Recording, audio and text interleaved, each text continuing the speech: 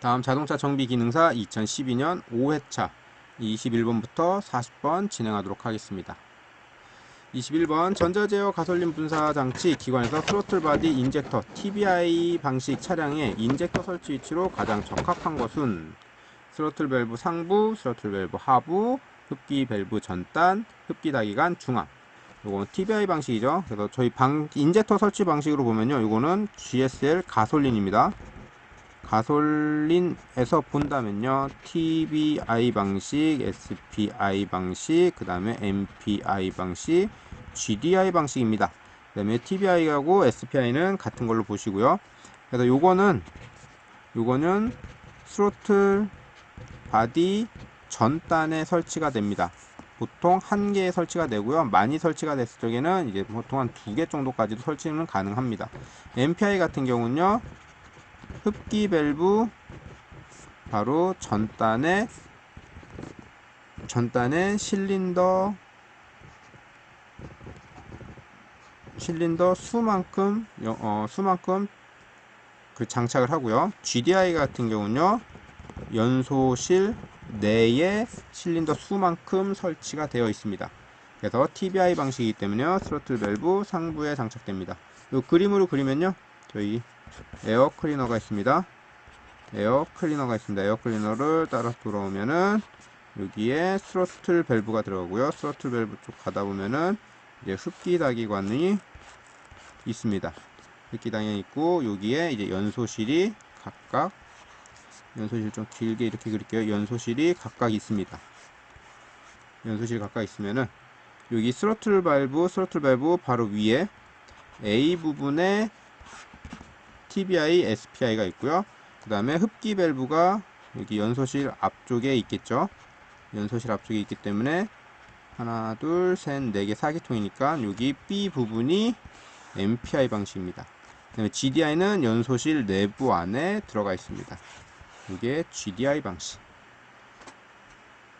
다음 22번 디젤 기관용 연료 구비 조건으로 틀린 것은 1번 착화성이 좋을 것, 2번 부식성이 좋을 것, 3번 인화성이 좋을 것, 4번 적당한 점도를 가질 것. 디젤 기관의 연료 구비 조건이죠. 디젤 기관이기 때문에 인화성이 좋을 것, 요거는 가솔린 엔진입니다. 가솔린 연료로 보실 수 있는 거죠. 23번 기계식 분사 시스템으로 공기 유량을 기계적 변이로 변화하여 연료가 인젝터에서 연속적으로 분사되는 시스템은 1번 K제트로닉, 2번 D제트로닉, 3번 L제트로닉, 4번 모노제트로닉. 그래서 여기서 얘기하는 건요, 기계입니다. 기계식 분사 시스템이고요. 그래서 K제트로닉입니다. K제트로닉이 이제 기계식 분사 시스템이고, D제트로닉이 간접 계측 방식, L제트로닉이 직접 계측 방식입니다. 모노제트릭은 이제 전자제어 시스템에 대해서 이제 해당 시스템에 대해서 이제 어떤 특정 항목을 얘기하는 거를 이제 모노제트로닉이라고 하고요. 다음 24번 전자제어 현가 장치에 관련된 내용으로 틀린 것은 1번 급제동 시 다운 현상을 방지한다. 2번 고속주행 시 차량 높이를 낮추어 안정성을 확보한다. 3번 제동 시 휠의 로킹 현상을 방지하여 안정성을 증대시킨다. 4번 주행 조건에 따라서 현가 장치의 감쇄력을 조정한다. 틀린 거기 때문에 4번이죠. 제동 시 휠의 로킹 현상을 방지해서 안정성을 증대시킨다. 요거는 전자제어 현가 장치가 아니라요, 록 방지이기 때문에 요거는 이제 ABS 시스템을 볼 수 있습니다. ABS 시스템을 얘기할 수 있는 거죠. 25번 선회 주행 시 뒷바퀴에 원심력이 작용하는 일정한 조향 각도로 회전해도 차량의 선회 반지름이 작아지는 현상을 무엇이라고 하는가? 1번 코너링 포스 현상, 2번 언더 스티어링 현상, 3번 캐스터 현상, 4번 오버 스티어링 현상. 그래서 요거 내가 스티어링 휠을 일정한 각도로 꺾어 놓고요, 차가 이렇게 원을 두고 회전을 합니다. 원을 그대로 회전하고 있으면요, 이때는 이제 뉴트럴 스티어라고 부르고요. 이렇게 돌고 있는데 차가 바깥으로 튕겨 나갑니다. 튕겨 나가면은 이제 요거를 언더 스티어라고 합니다. 그 다음에 다시 뉴트럴 스티어로 가다가 이게 안쪽으로 파고듭니다. 요거를 오버 스티어라고 합니다. 그러니까 여긴 조형 각도를 일정하게 회전을 해도 회전 반지름이 작아지는, 이렇게 해도 회전 반지름이 안쪽으로 가는 거죠. 요거를 이제 오버 스티어라고 합니다. 다음 26번 현가장치에서 스프링 강으로 만든 가늘고 긴 막대 모양으로 비틀림 탄성을 이용하여 완충작용을 하는 부품은 1번 공기 스프링, 2번 토션바 스프링, 3번 판 스프링, 4번 코일 스프링. 답은 토션바입니다. 여기 스프링 강으로 만든 걸 했잖아요. 스프링 강으로 이렇게 꼬아 놓습니다. 이렇게 되면은 이제 보통 이제 독립 평가 장치에 독립평가 장치에 대부분 들어가는 쇼겁쇼버의 스프링을 볼 수 있는 거고요. 이 스프링을 일자로 쭉 핍니다. 일자로 쭉 피고요. 한쪽을 차체 지지하고요. 한쪽을 이제 너클 쪽이나 아니면 이제 로우암, 업암 쪽에다가 고정을 합니다. 그렇게 되면은 이게 토션파 스프링이 됩니다. 그 다음에 이렇게 일자로 쫙 피는데 요거 스프링을 일자로 쫙 피는데 좀 더 길게 핍니다. 그래서 이렇게 활대 모양으로 만들어요. 그 다음에 좌측과 우측을 연결을 합니다. 좌측과 우측을 연결을 하게 된다 라고 하면은 요거는 스테빌라이저 바라고 합니다. 다음 27번 전자제어식 자동변속기에서 사용되는 센서와 가장 거리가 먼 것은 1번 휠 스피드 센서, 2번 펄스 제너레이터, 3번 스로틀 포지션 센서, 4번 차속 센서. 답은 휠 스피드 센서입니다. 휠 스피드 센서는요, 차량이 있으면 각 바퀴에 휠 스피드 센서에서 WSS라는 휠 스피드 센서가 하나, 둘, 셋, 4개가 박혀 있습니다. 요거는 바퀴의 회전수를 검출해서요, ABS 쪽으로 보내줍니다. ABS 쪽으로 보내주고요. 단순히 ABS에서만 요 신호를 사용한다라고 하면요, 바퀴의 회전수만 갖고 보고요. 요거를 ABS 신호가 받으면요, 요걸 한번 가공을 합니다. 그래서 차량 속도로 환산을 합니다. 그래서 차량 속도로 환산이 됐으면은 요 속도 값을요, 캔 신호를 통해서 각종 유니트로 보내는 역할을 하는 거죠. 그래서 답은 1번 휠 스피드 센서. 28번 공기식 제동장치에 해당하지 않는 부품은 1번 릴레이 밸브, 2번 브레이크 밸브, 3번 브레이크 챔버, 4번 마스터 백. 이거는 이제 마스터 백으로 볼 수 있는 거죠. 저희는 이제 마스터 백 같은 경우는요, 일체식 브레이크 시스템에 들어가는 거가 이제 마스터 백이 들어가고요. 그래서 보통 이제 여기 있는 공기식 제동장치죠. 공기식 제동장치 같은 경우는 이제 좀 여러분들 볼 쪽에 한 2가지 정도로 나눠질 수가 있는데요. 일단 브레이크 시스템 쪽을 잠깐 좀 보시면은 일체식 타입이라고 하면요, 얘는 이제 진공 배력 장치라는 단어를 사용합니다. 요때 일체식 같은 경우는요, 브레이크 페달이 있으면은 여기에 마스터 백이 들어갑니다. 마스터 백이 들어가는 거고요. 그 다음에 마스터 백 뒤에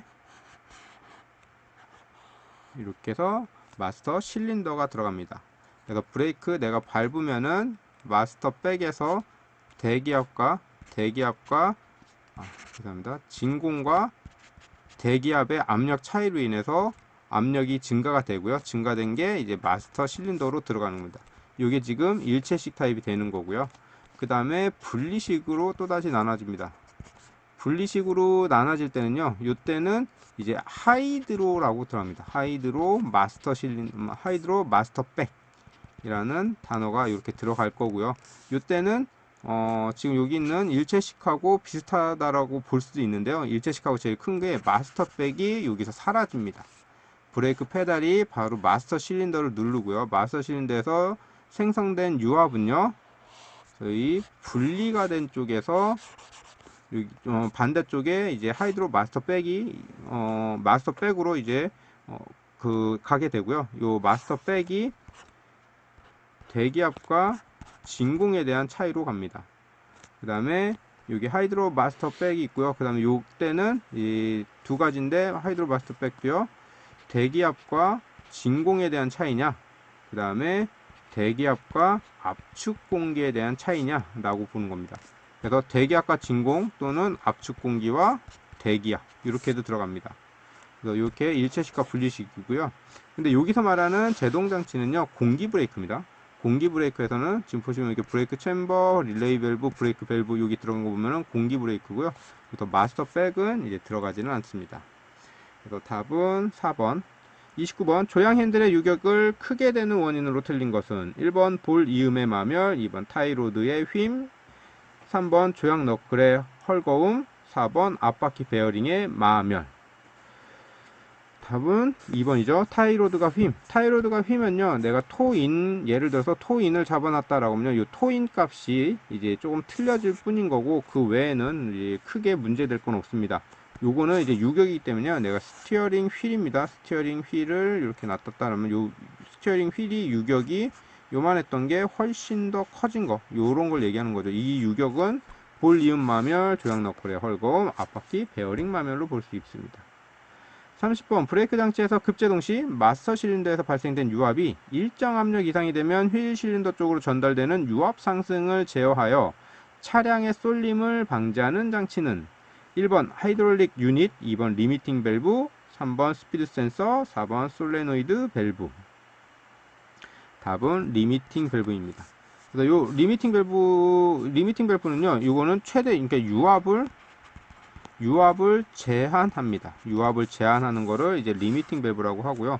여기에 그 보시면은 휠 실린더로 전달되는 유압 상승을 제어한다고 했잖아요. 근데 요거 말고 혹시 뒷바퀴로 가는 유압을 제한하는 거는 보통 이제 또 P 밸브 또는 PB 밸브 또는 프로포셔닝 밸브라고 합니다. 그래서 이거 물어볼 적에 이게 맨 처음에 이런 거 좀 문제 푸시다 보면요, 보통 요거 휠 실린더 쪽으로 가는 거 하고 유압 상승을 제한한다 라고 하면요, 기본적으로 여러분들 대부분 프로포셔닝 밸브 생각합니다. 프로포셔닝 밸브 생각하는데 여기에 없으니까 여기서 보통 찍기를 하시는데요, 요거는 유압, 단순히 휠 실린더로 가는 유압을 제한하는 거기 때문에요, 리미팅 밸브로 가시면 됩니다. 3번 클러치 구비 조건이 아닌 것은 1번 회전 관성이 클 것, 2번 회전 부분의 평형이 좋을 것, 3번 구조가 간단할 것, 4번 동력을 차단할 경우 신속하고 확실할 것. 구비 조건이 아닌 거니까 회전 관성이 클 것. 회전 관성이 클 것이 아니라 얘는 작을 것으로 가셔야 되는 거고요. 클러치가 회전 관성이 크게 됐을 경우는요, 내가 구동을 할 때도 큰 힘을 들지만요, 내가 멈출 때도, 그러니까 다시 말하면 정지할 때도요, 회전 관성이 크면은 이게 멈추기가 힘들어집니다. 그러니까 내가 원할 적에 이제 급가속이나 급감속 자체가 좀 불가능할 수가 있기 때문에요, 요 이제 회전 관성은 작을 것입니다. 다음 32번 전자제어 조향 장치의 ECU 입력 요소로 틀린 것은 1번 전자제어 1번 스로틀 위치 센서, 2번 조향각 센서, 1번 스로틀 위치 센서, 2번 차속 센서, 3번 조향각 센서, 4번 전류 센서. 입력 요소 틀은 거는 전류 센서는 들어가지는 않습니다. 33번 자동 변속기에서 기관 속도가 상승하면 오일 펌프에서 발생되는 유압도 상승한다. 이때 유압을 적절한 압력으로 조절하는 밸브는 1번 매뉴얼 밸브, 2번 스로틀 밸브, 3번 압력 조절 밸브, 4번 거버너 밸브. 그래서 답은 압력 조절 밸브입니다. 그래서 매뉴얼 밸브라고 하면요, 저희가 TGS 레버라고 하죠. 변속 레버입니다. 요게 PRND 위치가 가죠. 요 위치에 따라서 이제 유압을 제어하는 게 되는 거고요. 이제 스로틀 밸브는 엔진 부하에 따라서 적절한 유압을 발생시켜 줍니다. 그 다음에 거버너 밸브입니다. 거버너 밸브는 주행 속도에 따라 적절한 유압을 만들어주는 거고요. 그 다음에 압력 조절 밸브 같은 경우는 규정값